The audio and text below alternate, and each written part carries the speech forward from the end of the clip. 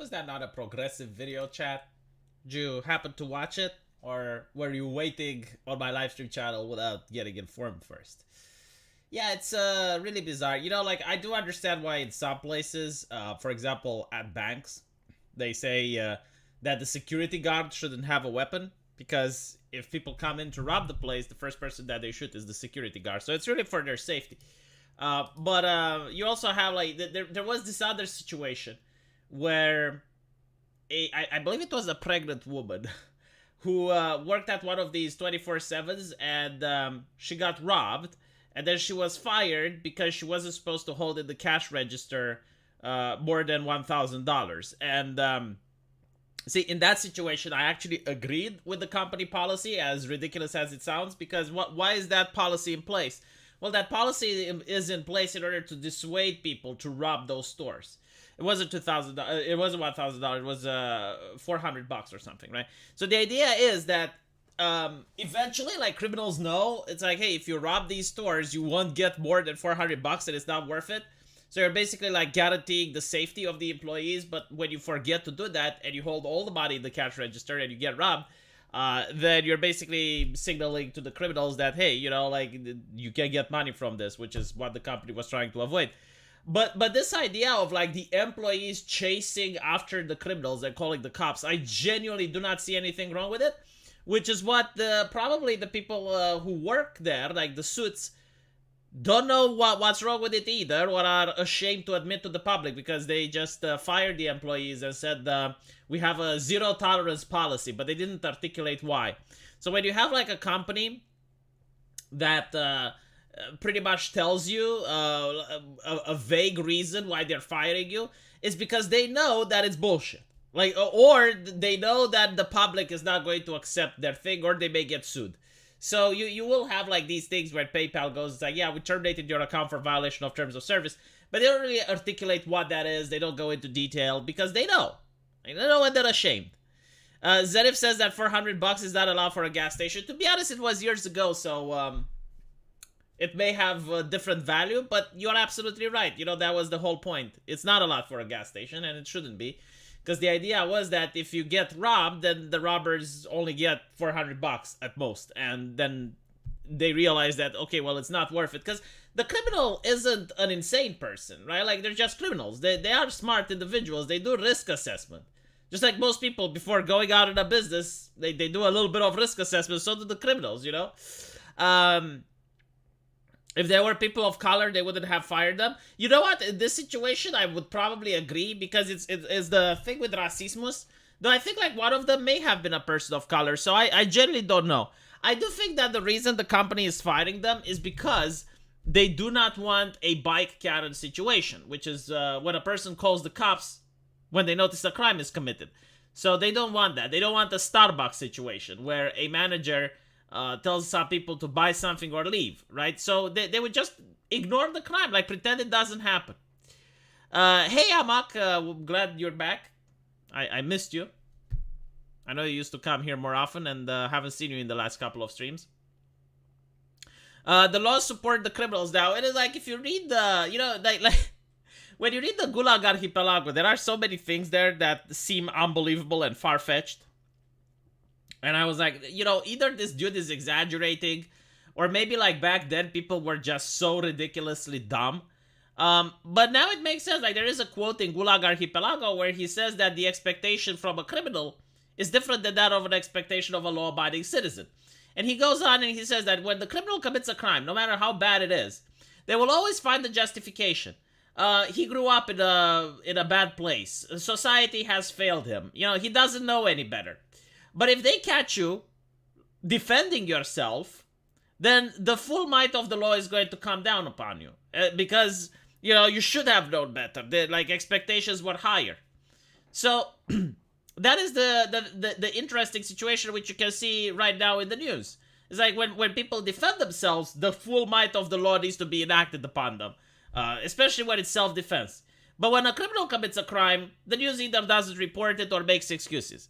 My favorite excuse is poverty, right? Like, poverty did it, which is very insulting for poor people who are law-abiding, right? It's almost like shaming me. It's like, hey, you were poor, V. Why didn't you commit a crime? You know, like society failed you as well. Why didn't you do something about it? It's kind of like that. And it's very disrespectful for the poor people who do follow the law. The 4-year-old white boy said the N-word. Is that a thing? Do we have that? I wouldn't be surprised. Usually, like, if that happens, I bet that there would be calls to get their parents fired, right? Like, all of a sudden, bad parenting is a thing. And I do notice you, Lego. Sir, we must terminate the contract. As you can see in our employment agreement, our company has 0 tolerance for loyalty. You know that it's a good thing, like you pointed out. As an employer, I don't understand why you'd give a shit, to be honest. Like, if the company literally tells you to not call the cops and move away, why would you care? Like, you don't get a chunk of the profits. It's not your shit that they're stealing. Right? Like, if the company wants to live that way, but then again, I guess, like, those people probably care about their neighborhood. Right? And secondly, I guess they probably are thinking it's like, okay, but if the company goes out of a business because their business policy are completely insane, maybe I will lose my job. So perhaps I should do something about it. And they didn't even, like, do that much, to be honest. Like, they just chased the criminals. And they were saying, hey, you know, what are you doing? Just stop. Like that's it. And by the way, when you read the actual story, because I didn't find an interesting article before I made the video. But when you read the actual story, what it says is, like, they came in the store first. They started stealing. Then they went out. And then when they came back in again, that's when they got confronted by the by the store owner, by the people in the store. So it is interesting. What can I say? Let me show you something else. You know, like, I actually miss these types of news. We do get them in my country, but I just don't see them in the West anymore. You know, like, every now and then in the media, and I remember even young Turks used to do it, they would show something wholesome, right? Like, they will show a news story which was really amazing, and it was like, oh, this person has been an inspiration for the community. People should try to emulate. Did you guys remember those? Because I do. So here we have a woman that is never going to be represented in any Western video game ever. Right? Like they call it irrealistic depictions of women. Both in character and in the way she looks. Like, you cannot do this with Diablo's character creator. It's impossible. But anyway. So, Polish silver medalist in javelin throw. If Diablo depicts an Amazon looking like this, there would be outrage from the left. They would be like, why are you depicting a realistic version of women? Maria Andrasiewicz, who is also a devout Catholic, sold her Olympic medal in auction to find money for the heart surgery of a Polish boy. The Polish store chain Zabka won the auction, but they returned the medal back to her. Yeah, I remember when the media used to tell stories like this. You know, just random people, sometimes celebrities, but they would be like, okay, so, like, this person did this and that. You know, like sometimes it wasn't even necessarily groundbreaking or anything like that. It's like, okay, this dog fell into the river and this man jumped after him. Do you guys remember those stories? Or, like, this building was in fire and this guy went in and saved the children and the cat. Like, I remember those types of stories. Now we don't have them anymore. The Good Samaritan. Well, I guess, like, the Good Samaritan is busy dealing with lawsuits. Become violent in response to the law targeting you for self-defense means you become greater criminal. Law now favors you, the math checks out. No, I don't think they work like that. I think, like, they're very accurate into the type of person they would side. The Metro newspaper, yeah. Love Poland. Poland is becoming pretty base, not gonna lie. Poland's superpower in 2024. What happened to the Discord? So, again, my Discord had over 2,000 people in it, and apparently there was a message from the Discord mods. The Discord admins. Saying that somewhere in the Discord, we don't know where, we don't know what, but, like, somewhere within the Discord, there was hate speech.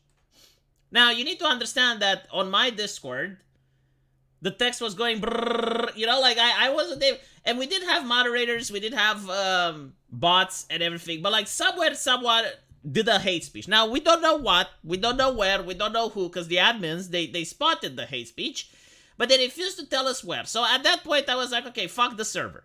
And we deleted the server, and that's what happened. Yeah, pretty much. Somewhere, someone sometimes said the naughty words once. And I really hate moderating a Discord because, see, if the Discord admins would ban the people doing the hate speech, that would be one problem. You know, like, and I would have been okay with it. It's like, okay, fine, moderate it, whatever. You know, if you don't like it on your platform, remove it. I know that I'm not doing hate speech. I know that I can control myself. But the question is, like, what exactly is hate speech, right? Like, is a South Park joke, is a meme hate speech? They don't tell you, right? So now I'm in the position when I have to censor on the behalf of Discord.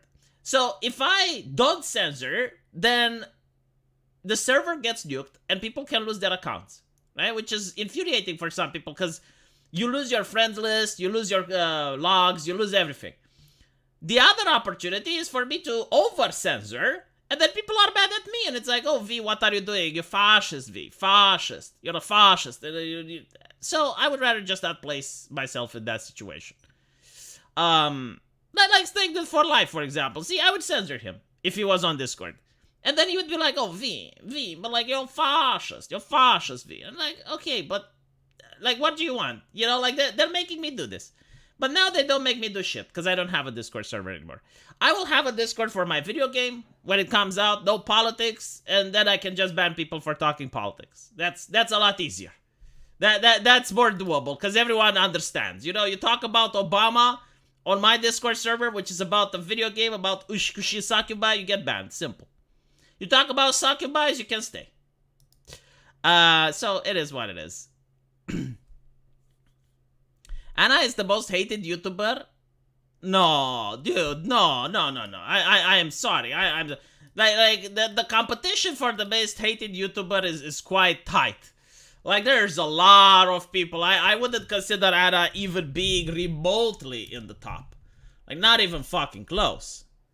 I mean, we have people that brought forward the apocalypse. We got people that were advocating for the platform to get censored. You know, people targeting other people's sponsors. Like, that is no fucking way. That she's not even in the top. By the way, did you guys hear that Disney song which they released recently with Ariel? Like, when I first heard the song, I was like, there's no fucking way this is legit. There is no way that this is in the movie. I was like, dude, this must be This must be a fake. But now Critical Drinker apparently had it in his video. Let's see if I can show you, so you can understand just how bad it is. It's apparently that person is trying to rap, which is very bizarre. Like, you wouldn't expect an Ariel, like the Little Mermaid, to have anything to do with rap. Let me see if I can find the thing, because it is just astonishing. It's going to take me a while, but it's going to be also worth it.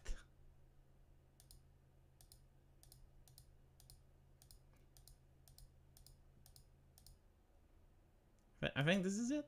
Huh? Should I give up, chat? Should I give up in my quest?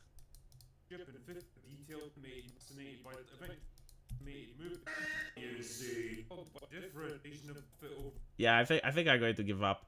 God damn it. Oh no, hold on. I think I know where to get it from.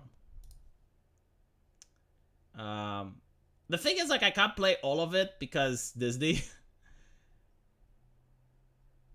Even though it's fair use, because like, you're allowed to show it for criticism and review. Hold on. Oh, I finally got it. Oh, okay, we got it. We're safe, chat. We're safe. We got it.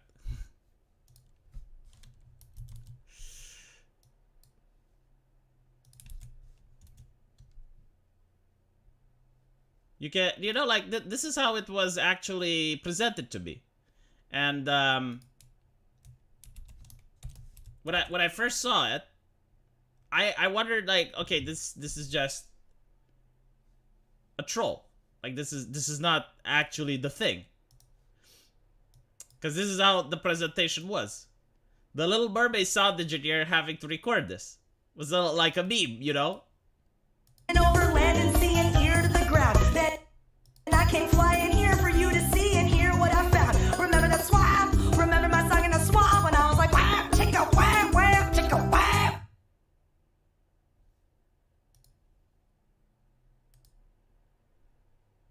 Do you know when they had like Disney songs and people would play them over and over again because they were so good?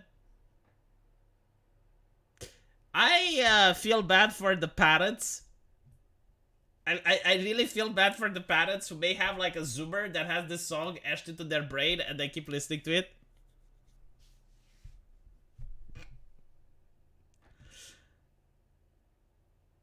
I genuinely thought you were kidding. Yes, like when I heard this, I genuinely thought that no, this is just a troll. Like people are pulling my leg. Like they want me to show that Disney made this, but in reality, it's not.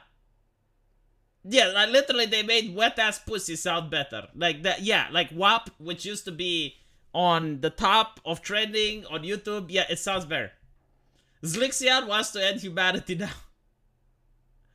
I wonder like how, yeah, like literally, did they write the lyrics as wah wah? Hold on. So Little Mermaid songs 2023 lyrics. Let's see if they actually wrote wah.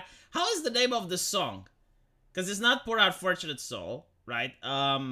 It's not Part of Your World. God damn it! What is the song called? Someone please tell me. I want to check to see if the lyrics actually have wah in them. Aquafina is the name? Let me check. Aquafina. Lyrics.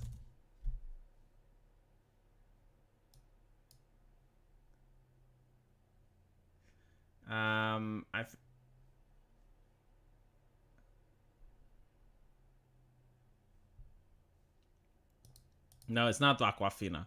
It's called Skytlebot. All right, Skytlebot.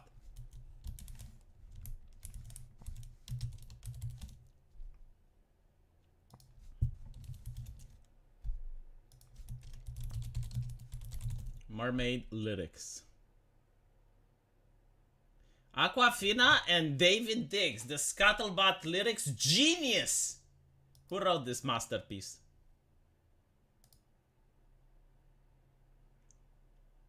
Genius. Ah, no, Genius is the name of the publication. Sorry, my bad.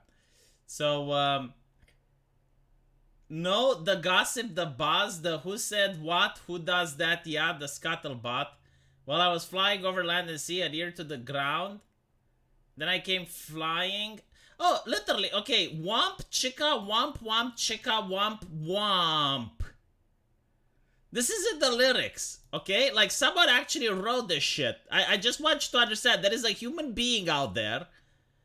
Probably a person that demands that you respect them because you have empathy and compassion and you don't say mean things to them. And they thought it's a great idea to move their hands over the keyboard and write this into a Disney song. Womp, chicka womp, womp, chicka womp, and then they smashed the O key several times. I mean, they eviscerated that O key, and then they added MP. And then these are lyrics, okay? Well, ever since the what's his name? The guy with the hair and the shirt. No, like, listen to this. This is insane, okay? Like, there is an actual human being in possession of a brain. They're functioning, okay? They're not in a vegetative state. They happen to work for Disney. Like, Disney thought it's a good idea to hire this person on merit, I assume, because it's racist to suggest otherwise, right? And they said, it's like the guy with the hair and the shirt. Literally. The prince. Yeah, the prince has been dropping hints. He wants to, you know, when humans dress all nice like they're penguins, throw rice for the pigeons, they're trying to blow up the pigeons, but those are just urban legends. I know a lot of really fat pigeons. Everything about this is a symphony of disaster.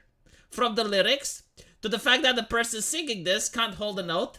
They don't have the voice. They are unable to even have flow. Like, look, I understand that rapping is one of the most easy forms of music, right? Because anyone can do it. You don't really need to have like that good of a voice, right? You don't need to have a soprano to sing in the fucking opera. You don't need to have the same talent to sing like you're doing heavy metal or rock and roll or jazz music. No. Right? Like rapping can be done every. You need to have flow though. Like that is the only requirement of rap. You need to have flow and good lyrics. None of them exist here. None of them fucking exist here. And the song doesn't even add anything to the story. I was hoping it was named Aquafina as a shameless ad for the water brown Disney inserted. No, it's not. No. Whoever wrote that is subliminal human? Maybe. I don't know. See, you can't do that. You can't insult them. But honestly, I'm not insulting the person who wrote it. Like, the person who wrote it was a genius because they got paid. The person that hired the person who wrote it is the problem. Like, who hires such talent, you know? Like, who is the editor that looked at this and said, yeah, you know, let's put it in the song? Like, I will not blame the AI. The AI is incapable of writing something like this. You know what? Let me actually ask the AI. I like curious.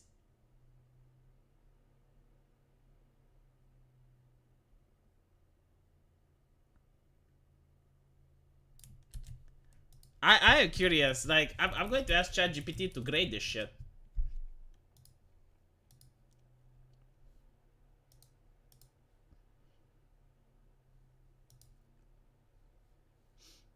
But I'm actually going to like, give it a 1 out of 10. So let me just all right. Is this song good enough to be in a Walt Disney Little Mermaid remake? Analyze it as if you were an art critic.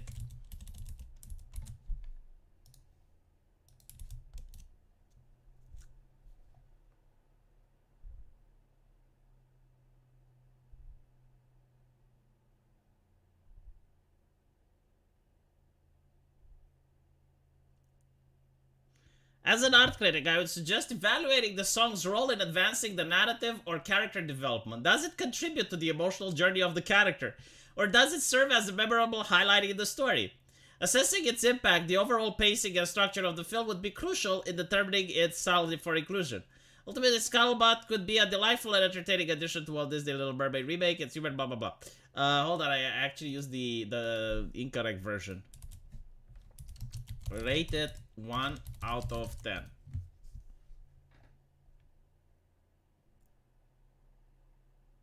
The song is humorous, playful. The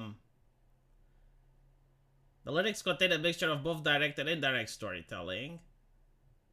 Regarding the music, it's a bit harder to comment without actually hearing the melody. But the rhythm suggested by the lyrics are playful and quirky in nature of Skull's character. However, the song could benefit from a stronger narrative structure. While it is playful, chaotic, it is a bit hard to follow the story it's trying to tell, which might make it less engaging for some audience. Given the consideration, I would rate it a 6 out of 10.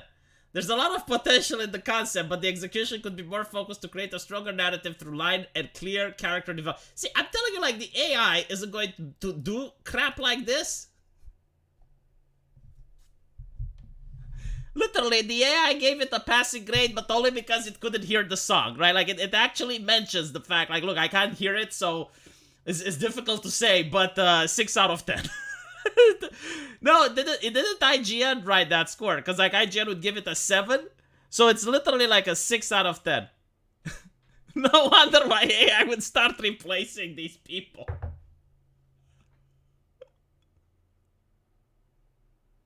The main AI brain dead ChatGPT is just a toy at this point, is lower than 6, yes.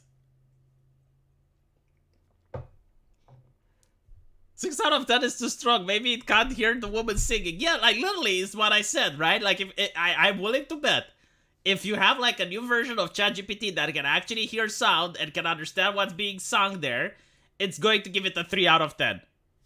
Hold on, let me put it, I would like to add that it's a rap song in the Disney movie.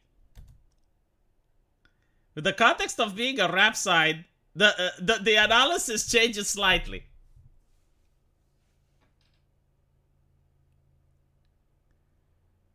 It does not go well with the era in which the little Ariel is portrayed. Given these considerations as a rap song, I would revise the rating to a 5 out of...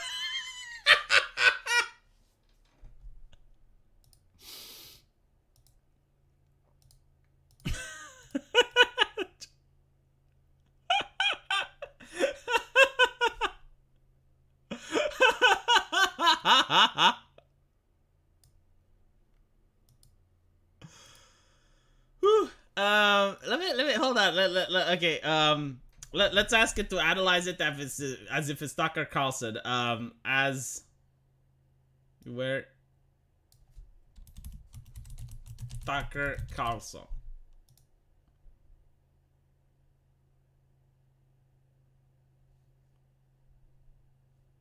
It's thinking.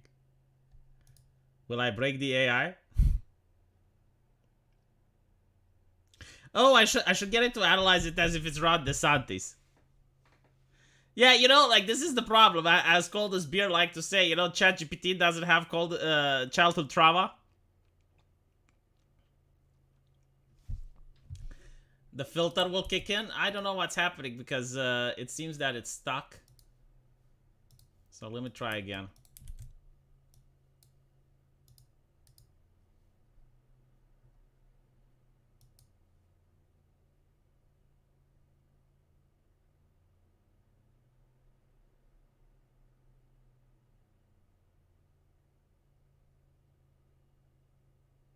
Considering that Tucker Carlson's style of analysis, which tends to be more critical and focused on specific aspects, he would evaluate the song with a lower score. It could be argued that the lyrics, while entertaining, may lack depth or a clear narrative progression. Additionally, the repetitive nature of Scottle's speech and the inclusion of non sequiturs might not align with a more traditional song structure. If we were to apply a rating of 1 to 10, with 1 being the lowest and 10 being the highest, it is possible that Tucker Carlson might give this song a 4 or 5. However, it's important to note that this analysis is purely speculative.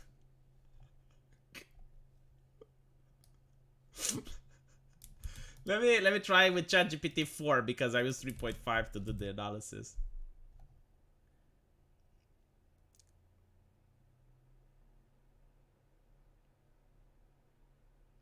From a literary standpoint, the song uses humor and references the original character and plot.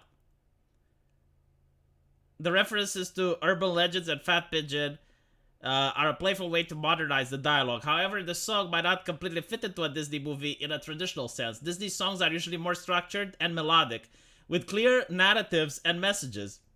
This song seems more conversational and less tuneful, which might not appeal to all audience. Also, the reference to blowing up the pigeons might seem as inappropriate in a children's movie. As for the rating, like Tucker Carlson, who is a political commentator and not a music critic, it may be difficult to analyze. Overall, if we consider the characterization, humor, and originality, I would say this song would get a 4 out of 10. There's certainly some potential, but it might need to be more structured lyrics and a clear melody that would fit into the traditional Disney film. Yeah. It's getting damn close to the accurate 3. Correct? Let me ask what would Ron DeSantis say? Analyze it if you were Ron DeSantis.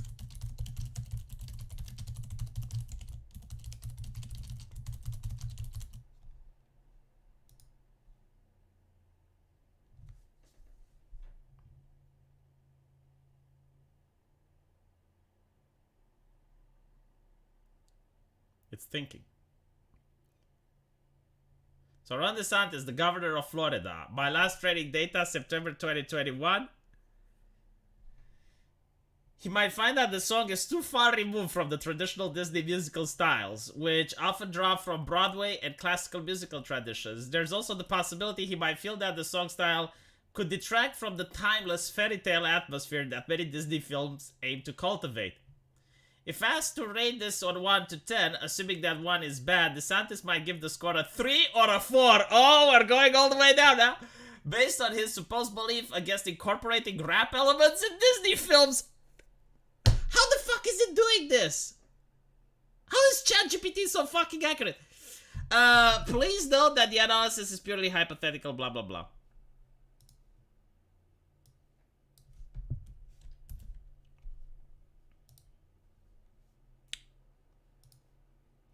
Can you do a feminist analysis of the song? No. I will not even... Just... No. Have it analyzed by the songwriter himself? I do not know who wrote it. DeSantis would rate it 1 abolished taxing district out of 10.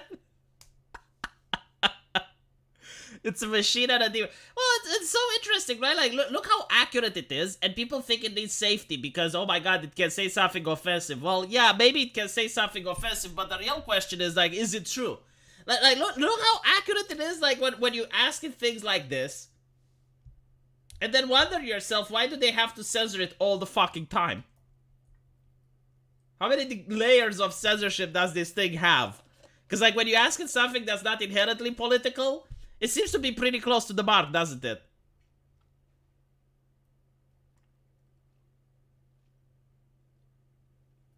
Yeah, literally, AI hate facts.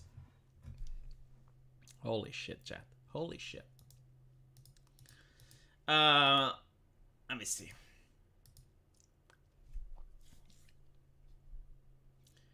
We should start listening to what Anna has to say now, shouldn't we?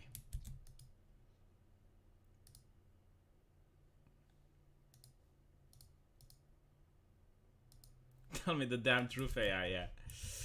Alright. Shush.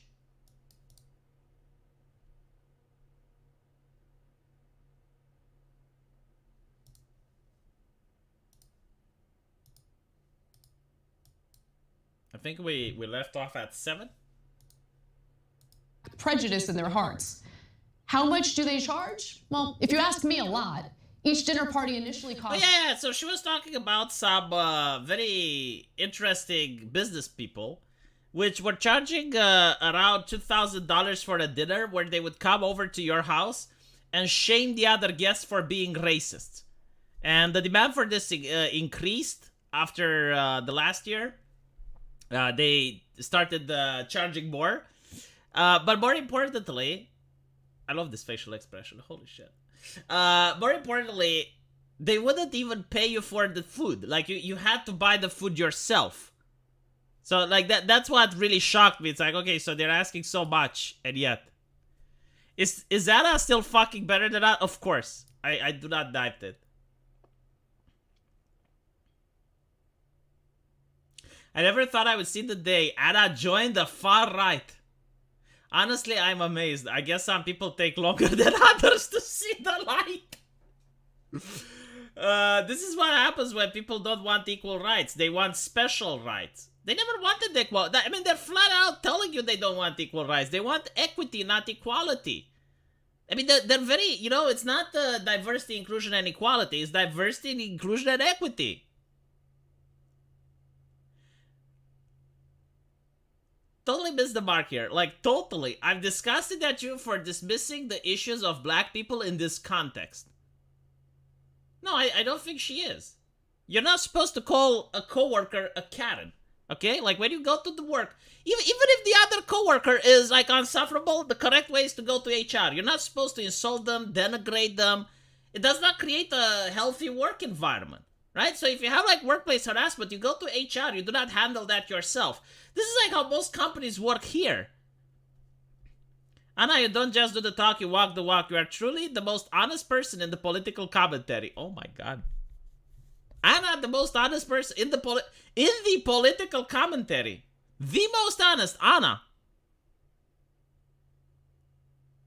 You know, I remember when they covered Harambe. It was very interesting because, like, what happened, I remember vividly, right? So it was like the monkey got shot, right? Like, some kid, if I remember correctly, like, some kid jumped into the the zoo enclosure, right? So the monkey, well, the gorilla or whatever it's called, right? Like the animal, they didn't attack the child, but like it was a danger, so it had to be put down. And immediately on the internet, there were academics, journalists, a lot of bloggers and influential people comparing that to what happens to black people in the United States because they get shot too, right? So like the comparison was made by the left, and then there were people saying, oh, if the kid wasn't white, they wouldn't have shot the gorilla, and then it turns out that the kid was black. So like people were making fun of this, you know, they were making memes, and the young Turks like start saying, it's like, oh, they're comparing black people to the gorilla, and that wasn't true. The left started that shit, and they knew. Like, they were provided evidence, they were provided, you know, like, people in the comment section were telling them it's fucking impossible that they didn't see it. Because people were tweeting it at them, people were posting in the comment section, so they, you know, don't tell me that Anna is the most honest. Oh, come on. Call out the truth, Anna. This is hilarious. Anna just explaining TIT. They literally have employees reporting on the cat and bike story without apology. Is this an AI-generated spoof? Anna, your entire career has been about dragging people without waiting to hear the full story. You and your co-hosts are the reason why there are anti-white women slurs and so much more hate in the world than if you had never existed. Seriously, let that sink in. You don't go to edit the truth about your past. I will congratulate anyone who finally gets it, but you are the problem and you cannot simply pretend that you are not.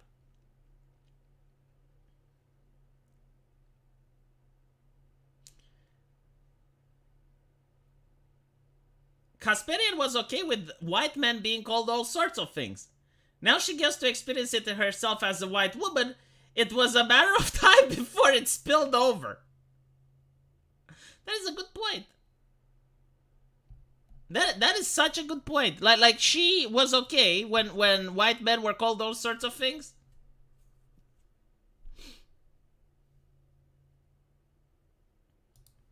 She is anti-black. And everybody will pivot towards me. And I go, well, and black people know it.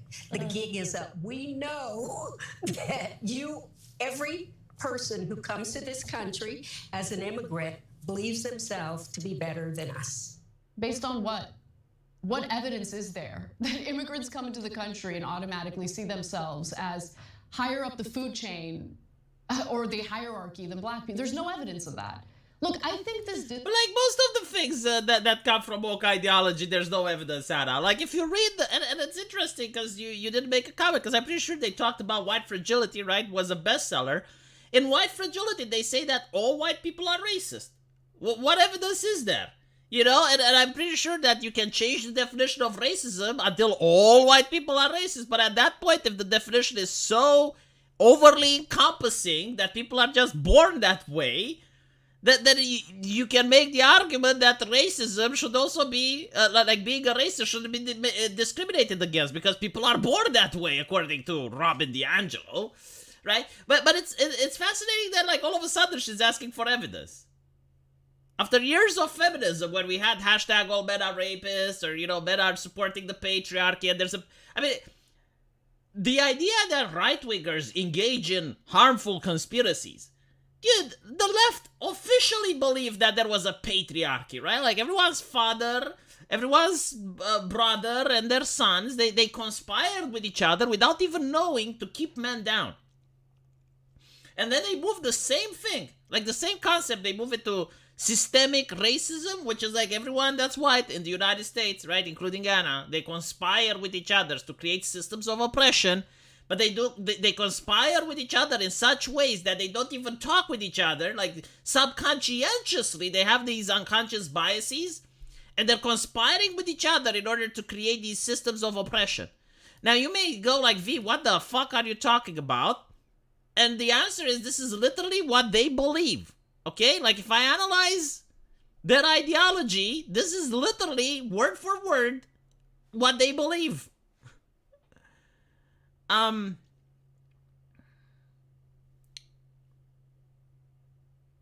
They're making her conservative? No, like she's not becoming conservative. There are several possibilities with what's going on here. Okay, Number one, the Young Turks is trying to reach out to a larger audience, so they're trying to get right. Well, they're trying to cater to centrists mostly. Like this could also be a way where you have like sensible people listening to Anna, and then they listen to the rest of the Young Turks.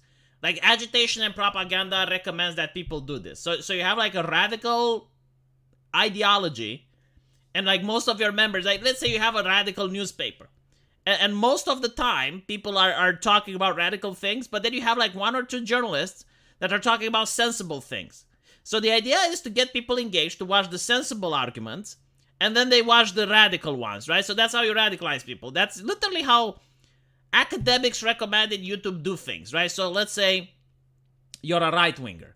Okay, now the algorithm was on Facebook, and I'm pretty sure like the one that was explained was on Facebook, but I'm pretty sure YouTube had the same. They would notice like what type of videos would people watch before they would click to someone else that's more left-leaning, right? So like for example, they would look at what videos Steven Crowder had until someone would click to something like Tim Pool, right? And then they would look at what videos Tim Pool has until people would click to someone more like Vosh. Right? Like they would slowly try to pull you to the left, right? So you'd get like, if you're a right-winger, you'd get like a lot of videos from like independent content creators, and then maybe like one or two from Crowder. And then when you would go to Crowder, you'd get like a lot of videos from him, and maybe like one or two from Tim Pool. And then you'll get like a lot of videos from Tim Pool and one or two from Vosh, right? So like that's literally how you can get people to radicalize. And maybe the Young Turks is doing something similar, right? Like most of their videos are batshit crazy, but now you have Anna talking a bit of sense here and there. You know, they may be trying to see how their audience is reacting to it, like how many downvotes, how many upvotes. You gotta take into account, like this is not Anna's channel, okay? Like she doesn't have her opinions most of the time. Everything is scripted. Like if you see a Young Turks video with how their studios is being made, and obviously this is my opinion, right? Like I maybe I'm wrong, and maybe she is off the cuff, and she is like an average YouTuber that just sits her ass on the chair and starts talking about whatever she thinks, with no filter, no editorial team, no scripts, no prompters, no nothing. But I just heavily doubt that's the case, right? So everything that happens is pre-recorded, right? Like they don't just, oh shit, look what she said, right? Like she must have been approved to say these things. And I believe that the reason she's saying these things is because she wants to see how the audience reacts to this, you know, like how many people are going to tune in. There is a change in the US culture right now. Like as you can see, people are turning against woke ideology. It's not every element of it. It's like right now it's mostly against children that, you know, like people really care about the way children are treated and children entertainment and the schools and whatever. But I'm pretty sure like it will expand. So maybe the Young Turks is just seeing, it's like, all right, well, let's test to see how the clientele is going to say these things. Remember when Jimmy Dore left the Young Turks? Like he wasn't making like statements that contravene what Cenk was thinking or whatnot. No, like one day he just left and people were like, well, where did he go? And then he explained, it's like, well, yeah, because I wasn't getting along with the boss, right? Like a lot of it was censored, a lot of it was what I can and can't say, so it is what it is. Harambe was just being what his mom wasn't a dad. I don't know if the kid that fell into the Harambe enclosure had a father or not, but I know for sure that when I was a kid, I wasn't allowed to climb on the enclosure of a zoo animal. Like my dad would whoop my ass. Like that's not even questionable. It is a surprise that we are in a political state where even the mundane is newsworthy. Yes, it definitely is. Discourse has had a devastating impact on the country because when you mix business interests with the branding of social justice, chances are the objective is really about profit rather than actually addressing systemic issues. Are you fucking kidding me? Oh my fucking god. So like after all these years, how many years have it been of social justice? Like more than a decade, right? Like after more than a decade, she's like, oh well, it's not normal to mix profits with business and social justice. From day fucking one, this was the case. Like, where was Anna when J.P. Morgan was coming out with the rainbow flag? Yeah, more than a decade later, they complain. Like, literally, it's almost like they went to my 2016 video library and they looked at it and they said, oh, let's get some of V's talking points. Yeah, I genuinely think that maybe in like 1 or 2 years, Anna is going to start saying that Democrats are the real racists. It's just, it's so fucking bizarre. And if the main problem is systemic racism, why are we all engaging in this toxic witch hunt? Sussing out people we perceive to be problematic does nothing to address racism in our criminal justice system. This is literally what woke ideology does, Anna, and it has been doing it for so long. You know, like feminism, you're a part of it, right? It would assume that most men are rapists. Like, hashtag yes all women was trending on Twitter. They literally do this. System. It does nothing to improve educational curriculum in our schools. And But of course it does nothing. Since when was social justice about doing something? It's about the cathartic feeling when you get someone canceled. That's it. Right? It's a simple ideology for people with the low intelligence to understand the world in black and white. Like, this is good, this is bad, this is, putting everyone in a box, simplifying things to their basics so that everyone can understand how the world works. And then it's about like, okay, let's get together and punish the infidels. That's literally what social justice is about. It has never actually achieved anything. Anything. I mean, look, after all of the anti-racism training and anti-biases training and all the billions of dollars spent on it, what do they have to show? Has racism gone down or gone up? You don't even fucking know because they don't even take measurements of that. I mean, look at LGBT acceptance. Let's look at something that can be measured.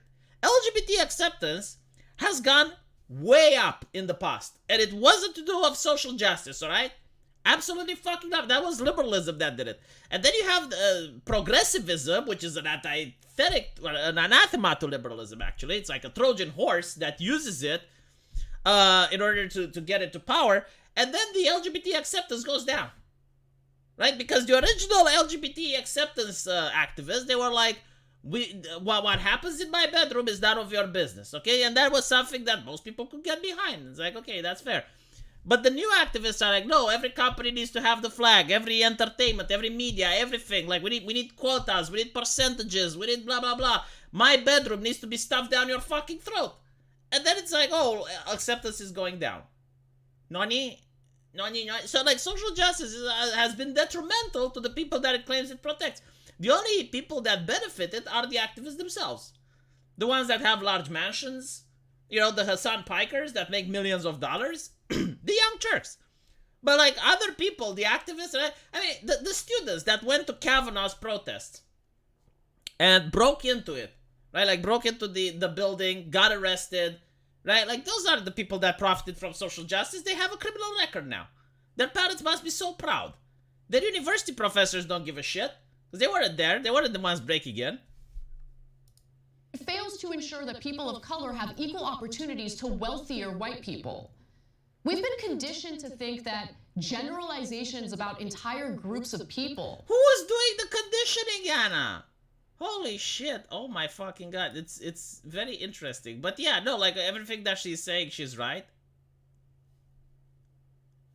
But the interesting thing is that the Young Turks were at the spearhead of conditioning people. Outlaw social justice like Romania does communism. See, the problem is, like, when Romania outlaws communism, it's very, very difficult to describe what communism is. Right? My bad. It's a lot easier to describe what communism is, but, like, social justice is so broad, it can literally be anything. And there's, like, branches of social justice. Some of them are actually legit. I mean, even the Catholic Church deals in social justice. So it really depends. I mean, if you have, like, a community of people that go and feed the homeless, that would be theoretical social justice in a way. But it's very... I think, like, Trump managed to define it perfectly. And it wasn't social justice, was woke ideology. And it was any ideology that believes that some races are superior or inferior to others. And any ideology that believes that America is evil. Right? And I think, like, surprisingly, this definition, if presented in this way, even the left would accept it. Look at the NPC saying center-right talking points. She's not an NPC though. She's a programmer. Like, that's the difference. She's the coder in this situation. I never expected the cougars to eat my face, says Anna Kasparian. Again, I do not believe that Anna Kasparian, like, one day just woke up and said, you know, I'm going to have, like, different talking points on the Young Turks. It's very unlikely. It is more likely that this is organized and staged. But we'll see. Is somehow okay. The only way I would believe it is, like, Anna Kasparian quiz the Young Turks and she starts either her independent stuff, where she only talks about stuff like this, or she joins, I don't know, the Daily Wire or something. Then I'll be like, okay, yeah, fine, that was legit. But until I see that, I will press majorly X to doubt. As if it doesn't contradict the fight against racism. We've taken the bait in this extremely successful divide and conquer strategy. And to be honest, I've been struck by how effortlessly callous the online discourse has become. Any out-of-context viral video that features a conflict with a white woman is automatically considered evidence of a racist act. Didn't her colleagues literally did that to the bike Karen? Her fucking colleagues! Name them, Emma! Name and shame! Who did this, Anna? Who had the Young Turks looked at the bike Karen video and immediately, without context, oh my god, can you imagine, like, a reporter or a blogger or anyone, like, talking about a news story without context and doing some race baiting? Can you imagine? I remember all this shit, like, the Young Turks are famous for this. Like, I remember there was a case when, I think it was, like, after 2 years that Trump was elected, and there was an immigrant. I think he was an elderly gentleman, around like 70 years or so, or 60 years. He was very old anyway. He had his face smashed with a brick and was like, go back to your country. That was the news article, right? And of course the Young Turks were like, oh, Trump's America, right? As if Trump himself was there, right? But Trump's America, ah! Then it came out that the person who did this was a black woman. And they never talked about it ever again. Just silence. Like massive crickets. Not a single word on that news source at all. And that was like just one example of what the Young Turks do. Like, that is an entire compilation of YouTube criticism for the Young Turks. And they are renowned for like leaving out context. This is like their bread and butter, leaving out context. Even before we have all the details. The latest example involved a pregnant hospital worker named Sarah Connery in New York. She was captured. She was, like, literally, she appeared on the channel, on the Young Turks. This is the bike Karen. Literally. On video during an argument she had with a black man over a city bike in Manhattan. The man claimed that he paid for the bike rental, but Connery disagreed. You can see that. Like, I can immediately tell you, just by watching the video, that the woman is in the right. Okay? There is, like, just one single evidence that the woman is in the right. The man is holding his hand over the place where you're scanning the QR code. Why? So she can't unlock the bike. That's literally it. That is the like, I see this, and then I understand everything. But then you look at the thing again. Like, the woman is on the bike. Right? Like, the woman is already on the bike. How was, like, the legend has it that the man paid for it, right? Like, he paid for it, and the woman was the one trying to steal, but she was calling the cops.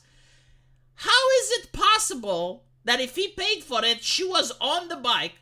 Why is he covering the thing where you can see the QR code? Why are they resetting the bike? At one point, like, someone from the audience asks, like, okay, well, why can't you just reset it then?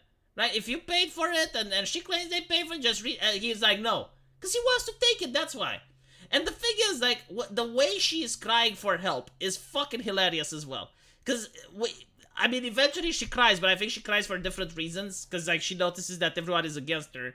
But, like, the way she cries for help is almost like an actor going through the ropes. Like it's almost like, oh, fuck, like this again. You know, like almost like she experienced this like 20 times and is now just going through the motions. See? Like, she's not scared. He's laughing. Why is he laughing? Because he knows that the internet is going to side with him. And like, look at the gentleman. He doesn't look poor. He doesn't look like, oh my God, society is after him. It's like, oh, he doesn't look poor. He's got jewelry. He's got wireless headphones.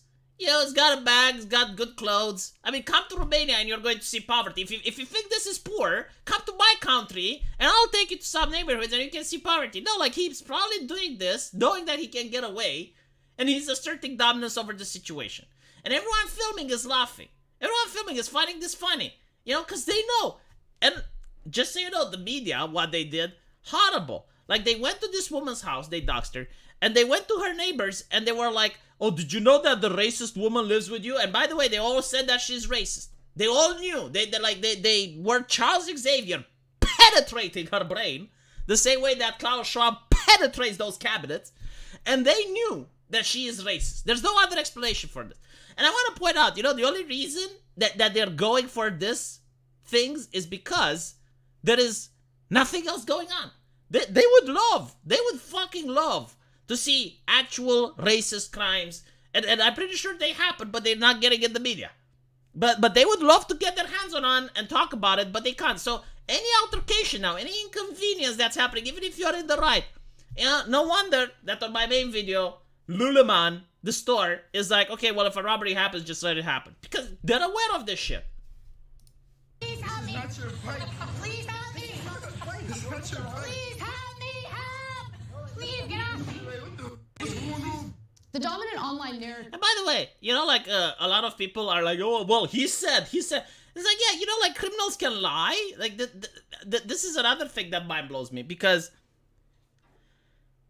I do live in a place where I use public transport. Like, many of these people from the corporate environment, you know, actors, CEOs, you know, the people that do support this progressive ideology, none of them actually live in impoverished places. None of them actually take public transport.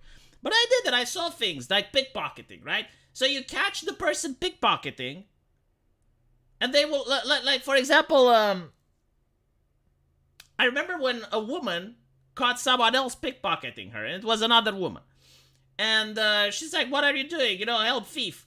And immediately the other woman started calling her a whore, and you're cheating with my husband, and, you know, like, you're ruining my family. Why? Why are they doing this? Because criminals know how to divert attention from them. Like, what they can do in order for the public to start doubting long enough for them to go away. Right? So, like, in this situation, the woman was pickpocketing, she's caught. So she starts insulting the other woman to gaslight the public into thinking that this is actually like a domestic dispute, and it has nothing to do with pickpocketing. No way she's a programmer, she's not smart enough. Dude, she's literally doing agitation and propaganda. Hope you are doing well, V. These people are so disgusting, they fan the flames when pretend that the one that started it. Get real, we live in a Truman Show. I do agree. Remember the Young Turks Poo Swastika. Okay, so it wasn't the Young Turks Poo Swastika. The Poo Swastika was an incident which went into the mainstream media. There were a lot of publications that were talking about it. And it was literally like in a student dorm, right? Because that's where the Nazis are, at the American universities. And it was a Buddhist symbol on top of that. They couldn't even draw a proper swastika. And it was like just... Again, like, this is what activists used to do. Like, what do you get? Like, how do you become a good activist, right? To be a good activist, it doesn't mean if you actually get stuff for the people you do activism for. No. To be a good activist, it means that you get people watching you. So you get an audience. You get the spotlight. And the poop swastika was literally that. A crave for attention. Which turns out to be a hoax. Who would have known? And then, like, there were a lot of other people that did similar hoaxes. You know, like, if you're going to do a hoax, at least do one that's believable. Like, come on, a swastika in a university. Oh, just fuck off. But apparently, you know, it was a good one because it actually caught on. Like, all the media stations were talking about it. If I could contact my child self, I would tell them to become a career criminal. Man, don't, you know, like, see, just because the the media and the politicians are very soft on crime, always remember there are other criminals, you know? So, like, criminals aren't having it easy. But anyway, let's see what else Hannah is saying. narrative was that this racist pregnant woman tried to steal a bike from a black man and then made herself out to... Yeah, but like even that, you know, like women stealing a bike from a man. Like nothing added up in this story. Like, I'm sorry, but like literally nothing. Like women, first of all, it's not actually about women. I didn't know she's a pregnant woman, but if I knew she's a pregnant woman, then the chance of her stealing, even less. The fact that a nurse would steal, even unlikely. It's not that, you know, nurses have money and stuff like that, so they wouldn't bother, but like they can lose their job. You know, if you're a person that's into construction work and you lose your job, sure, you can get another job in construction, you can find something to do elsewhere. But if you're a nurse and you lose your job and they have HR, they will probably never hire you again in any hospital ever. So like, sure, nurses can commit crimes, but not these types of crimes. And I don't even know if the progressives even consent to this type of conversation, because like they will say crime is crime and everyone can do it, which is mentally deficient if you believe that Bill Gates is ever going to do pickpocketing. You know, unless he becomes a kleptomaniac or something. But like, no, like some crimes are never committed by some people. Like there is a, even like if you look at stealing, okay, like burglary. An 80-year-old man is very unlikely to commit burglary, right? Like you need to look, prostitution, right? Like it's a lot more likely that a young woman is doing it than an elderly man. You know, an 80-year-old man is not going to prostitute. Football players, it's the same thing. It's like with real-life professions, right? You're not going to see an 85-year-old playing football. You're not going to see a guy in a wheelchair playing basketball. Maybe you will. But like, it's very unlikely is what I'm saying. So like when I see a picture where all the events are very unlikely. Like she's on the bike, guy is next to her. Guy is holding his hand over the QR thing so that she cannot terminate the price, right? Because that's how it works, like I understand. You start it up, and then the person just drives around, and when you finish, you scan it again, and you get paid. You get taxed, right? So the idea of stealing the bike is that he can drive around on her cash, which is probably why he did it, right? Like the way he looked was that, again, like let me go back. Where on earth is it? Here we go, right? The way he looks, to me, this does not seem like a person of needs. Okay? Like, I don't care what you say. If you come to Romania, I will show you people of needs. Like, this is a gentleman that's well off.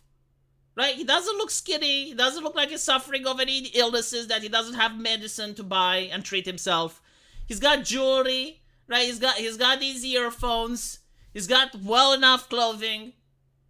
Like, he is not the type of person that you can say, and this is what the left says, society has been harsh to them, and you know, the poverty has pushed them into a life of crime. No, like, I'm sorry. Again, come to me and you'll see poverty. This is an individual, right? So you have like this gentleman of means, and this lady, the lady is on the bike. He is holding his hand over the bike, doesn't want to reset the bike. And you're telling me that this lady chose this individual to rob? I would have believed it if it was like a child or something. Because like usually, when you have these types of crimes, like physical, crimes that require physical contact, right? Like burglary, mugging, like all these things. The person targeting, unless they have a gun, will choose a target that can't fight back. Right?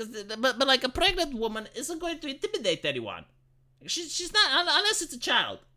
Even an elderly man should probably be like, oh, maybe I shouldn't. Was that this racist pregnant woman tried to steal a bike from a black man and then made herself out to be a victim with her white tears. Her attorney later provided receipts claiming that she, in fact, paid for the bike, but it felt like no... Those are $130 AirPods. See, I thought so, but apparently I wasn't sure, so I didn't want to say anything. It's difficult for me as a Romanian to know what an American considers expensive or not. You know, like a good point from the chat. Like, it is possible that if this gentleman engages in this type of activity, like maybe he stole them as well. I don't know. But what I do know is that it's not like, oh, well, he was so poor he needed to have that particular bike. No one thought it might be a good idea to just wait and see what the truth was before attacking her. Her employer at Bellevue Hospital was immediately contacted. She was placed on leave pending an investigation. Now her attorney is looking to potentially sue media outlets that propagated false allegations about his client. But I hope the young Turks propagated false allegation and get sued. The sad part of the story is that the woman chose not to press charges against the thieves. Instead, she wishes them the best. I genuinely do not blame the thieves. I know this sounds weird, but I do not blame the thieves. I blame the media 100% on this. Like, the type of culture that allows that shit to happen. Because you're going to have people that will profit from the situation. It is human nature to profit from the situation. Okay? So like, in this situation, if it wasn't those people, it would have been someone else that did it to some other person. The main problem is the culture. And the main culprits for this is the media, who are fostering and engaging into this culture, the corporations that are promoting it. If you didn't have that, you wouldn't have those people either. You know, this is like blaming the leaves rather than the roots. I know it's very controversial what I'm saying here. I'm not saying that, by the way, I'm not, maybe I should rephrase it a little bit. I am not saying that the people, I mean, it's up to her if she charges them or not, right? And in my opinion, they should be charged and go to jail. But if you want to fix the problem, the outrage shouldn't be directed at the people stealing. The outrage should be directed at the people purposefully creating the situation where this becomes mainstream news. Like just the fact that this is mainstream news is baffling. And the fact that people are siding with the criminals rather than the victim is even more baffling. Yeah, exactly. Like, those thieves would have been punished under the land of fair laws. If it happened in Romania, they would be punished. I'm taking the Sargon position. That is very fucking interesting, because I haven't watched Sargon or the Lotus Eaters in a while since I started my video game. I genuinely don't have time. But if I have his position, it's hilarious.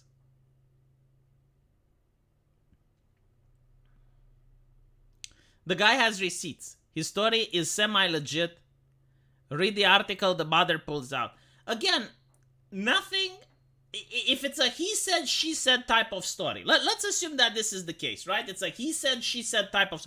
In that case, the media should have presented it as such, right? The media should have asked her first. But secondly, when I look at the video footage, something to consider, if she's genuinely unemployable now, that money from the lawsuit needs to last her for 20 years. I don't think she... Well, actually, she can get a lot of money from the lawsuit. She's suing the media. But just so we can go back on this, right? And this is why I do not believe his story if it's a he said, she said type of thing. Why is she on the bike? Okay, so like, please imagine the context, okay? Like, he goes, takes the bike, right, scans it, and what, like, the woman just hops on? Like, what, you, like, when you scan the bike, aren't you on it, like, normally? Like, don't you get on the bike and you scan it? Doesn't that make sense, right? So, like, why is he on the side and the woman is on the bike? This is the number one thing that doesn't add up. Why is he covering the QR, the screen, so that she can't see it, right? So that you can't... And why isn't he resetting it? Like, people were suggesting, hey, can you reset? She wanted it, he didn't. I'm sorry, but, like, I'm looking at everything. And by the way, she also showed receipts. So... How does this make any sense? Racism in America today, it certainly feels like we're becoming more divided. The community will buy $200 shoes, $300 headphones, and $1,000 smartphones, then turn around and cry about my socioeconomic situation. Yeah, like, if you're not going to be fiscally conservative, you're never going to get out of the fiscal situation.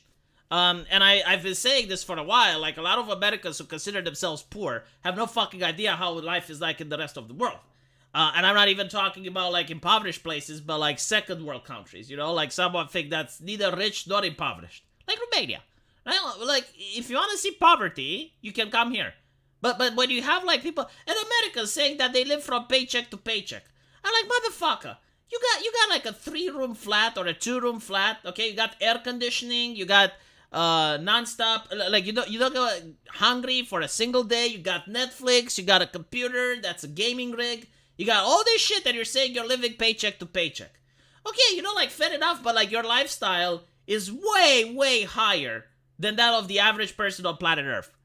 Right? So, like, of course you're living it's like if I were to buy a $1 million mansion, and then I need to hire a staff in order to clean it, provide security, maintain the garden, like all of that stuff, right?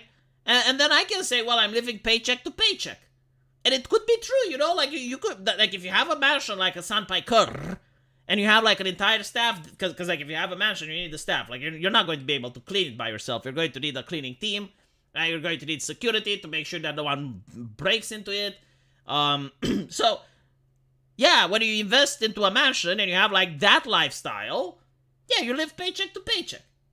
It's such a, but like from subjectively, like from the person's point of view, he's poor. He's living paycheck to paycheck. But his lifestyle is so much higher than that of another person who may not be living paycheck to paycheck. You know, like someone that saves money, despite the fact that they have a medium wage and they choose to like eat only once or twice a day.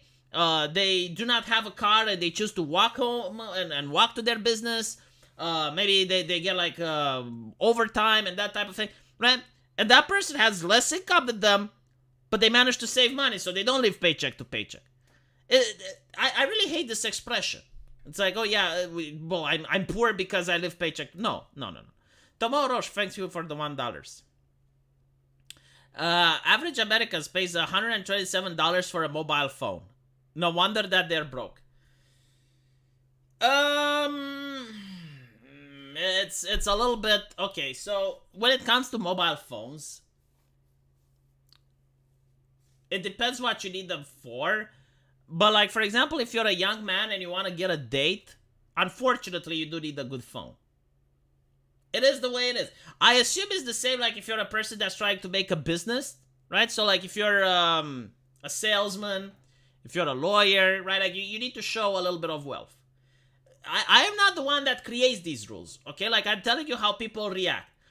Like if you're a lawyer and you look like Better Call Saul in season 1, driving like that car that's about to fall apart, and you're incredibly poor and you're having like all these clothes that look outdated, people won't trust you. Better Call Saul is actually a really good example because he goes to this family and the Kelmans, and he actually would be able to win their case, but like they're looking at him and they're saying, you look like the type of lawyer that criminals would hire. Why? Because he was driving a very poor car, didn't have an office, right? Like everything showed that he's the type of person that doesn't have money. People look at this thing, right? So like if you're the type of person that needs to visit clients, get deals, you need a good phone, you need to dress properly, right? And it's the same thing if you want to date. If you're a teenager and you want to date, don't have a phone that has a cracked screen. It depends, obviously, who you want to date, but it matters.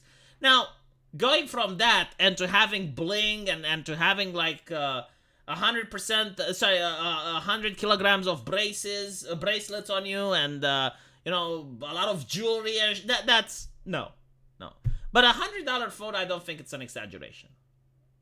It is interesting though that the Democrats consider that $20 for an ID is racist, but they do not wonder like how do people do have those $100 phones.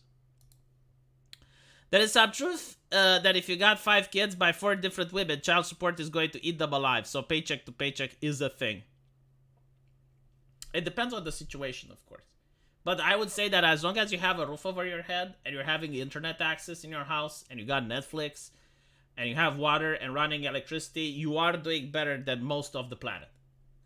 Don't forget Anna contributed to the divide. I didn't forget, I mentioned it.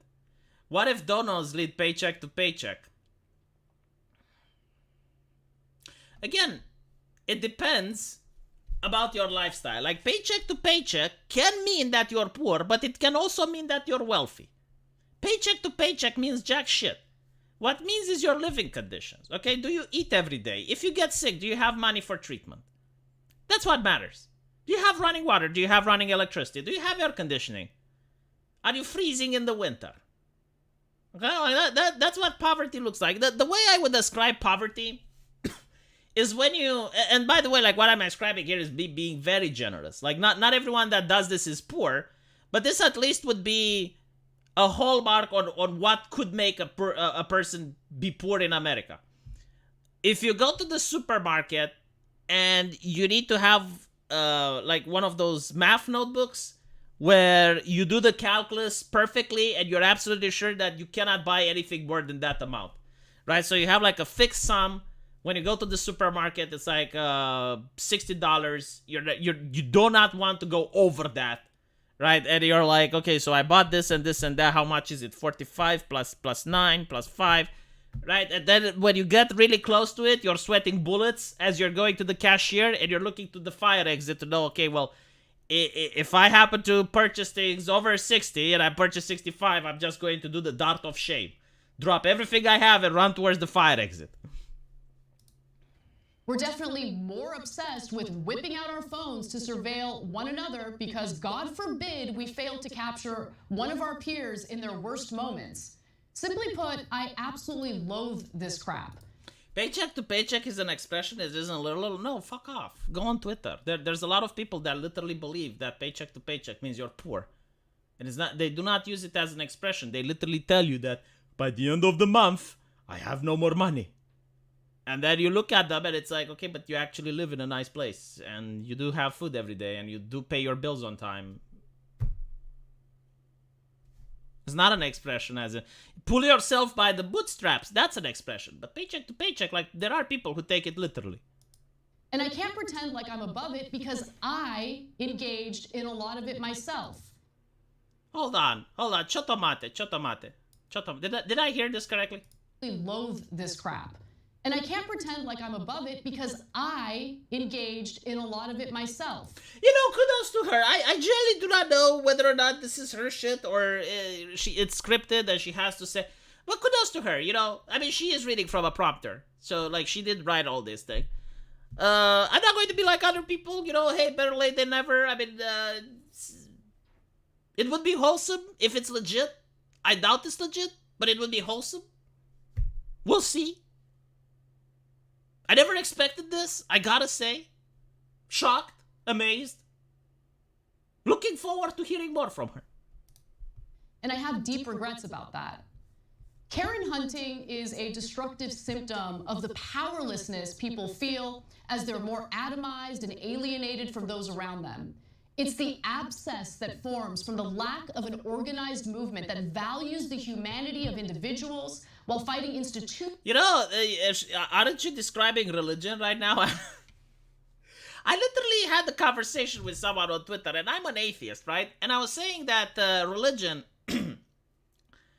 like he was basically saying, oh, you believe in a sky daddy and your religion is made up. And I was like, yeah, sure, you know, religion is made up, but like so is the they-cracy, the theocracy, let's put it like that, you know, they, them, theocracy, the woke movement. Like, do you, because they were saying, religion is what the rich people use to keep the poor stupid. And I'm thinking like, yeah, so don't you think that when you have search curated on the internet for safety, when you have safety implemented in AI so that it doesn't respond the correct way, when you have political correctness, when you have censorship and things removed, don't you think that's the rich trying to keep people stupid as well? And the difference between religion, which you say that is made by man, and woke ideology, which is also made by man, at least I would go with religion because it has the track record of creating stable civilizations. And it's a lot more wholesome. You know, at least religion values the individual, and it does believe that there is something sacred about life. Meanwhile, what exactly does the woke believe? Like, what is wholesome about the woke ideology? Every time you hear them, it's all doom and gloom. They have a, you know, every time they talk about it, it's like, oh my God. Perfect example. Religion values the ancestor, right? Like, respect your parents, respect your elders. What does woke ideology do? Nothing but hate the ancestor. Everything that your parents did is bad. Everything that your grandparents did is horrible. Either that or they were very weak and powerless, and now you need us to save you. Like, pick your poison, basically. And I'm thinking, like, okay, so I agree, you know, because as an atheist, I do say that religion is made up, but at least it has, like, 2,000 years of human philosophy written into it that withstood the test of time. Sure, it's not perfect, but it's hell a lot better than the stuff they are preaching. and they are pushing. So yeah, you know, like Anna talking about it, she's literally saying, like, she wants religion. That's literally what she's saying. Like, listen to this. She's genuinely describing a religious ideology. From the lack of an organized movement that values the humanity of individuals while fighting institutions that propagate inequality. It's what happens when society fails to understand the critical nature of solidarity in fighting systems of oppression. The Karen narrative flattens an entire category of people, white women, as malignant members of society whose... Yeah, you know, she did say that she went into this and she promoted as well, but like, good point from the commentator. Like, when it was happening to white men, she didn't care, right? The only reason she cares now, as people assume, is because she's a white woman herself. Toxicity lay dormant until they're in the presence of people of color. It's ridiculous. But back to DEI trainings. Is there any evidence that they even work? Well, over the years, social scientists... I can't believe she's going after diversity and inclusion training.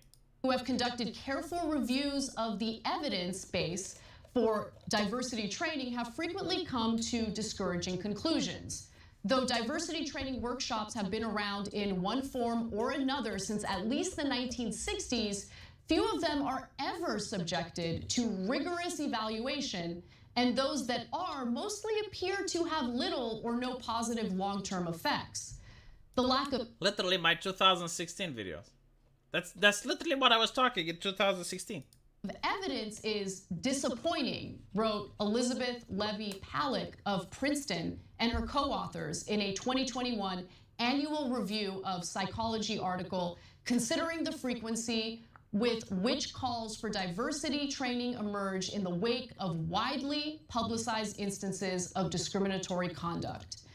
In fact, there are unfortunately even some studies that indicate... I mean, I would basically say, if diversity training actually worked, why not give you like a receipt that you did the training and then you can't be racist ever again? Because it's like, no, I did the training. I did the training, so like, if someone is racist after doing the training, then you should be able to sue the diversity officer. It's like, hey, I thought you trained this guy. I thought you removed his conscientious biases. Because like, that's what they claim they're doing, right? I mean, they claim that they can remove someone's not only that, they can read into someone's subconscious and train someone's subconscious to change it in a different way. Like, I don't even know what my subconscious is, right? Like, no one does. But apparently a diversity officer not only can penetrate into my subconsciousness the same way that Klaus Schwab penetrates those cabinets, but also they can make me so that I'm not racist. Like, here's an example, right? They have like this test which was debunked, completely bullshit, but it's basically like telling you associate like things that are beautiful to the left, things that are ugly to the right. And then they say associate this image, and on the left they will have white, and on the right they will have black. And then they show you like images of people, and you have to go left and right. And basically they say that how fast and how well you do this, it assesses your unconscious biases, right? And obviously like the purpose of the test is to shame you. It's like measuring your thetans level, basically. And many people will say, see, you're racist because you didn't do it fast enough, or because you mistook like 5 white people, you put them in the black category, whatever. But they never do it after the training, right? So like they do it before the training to show that you have subconscious biases, but they never do it after the training to see how effective the training was. Like, for example, right? Let's say you go to a gun range and you fire some bullets at a target and you manage to hit like 3 out of 10, right? And then you do gun training for like 1 month where you learn how to handle a weapon properly and how to fire. Wouldn't it be reasonable to suggest that if you go to a gun range after that, you should actually manage to hit the target way more than you used to? Right? Like for example, if I play League of Legends, and let's say I'm bronze, but then for 2 months, I get a coach that teaches me how to play League of Legends. And isn't it, like judging how good the coach is by seeing if I can get out of bronze by myself after the training? I mean, if you cannot quantify something, how can you know it's working? But anyway, right, so Very interesting for Anna to apologize. Like that's something that I didn't expect. It was a couple of seconds. This is why I even missed it. I didn't even knew that she apologized, but it did take me by surprise. So yeah, I think I'll end it here. Thank you guys for watching. Appreciate it, and looking forward to see more of Anna's videos, because this was definitely interesting. Take care.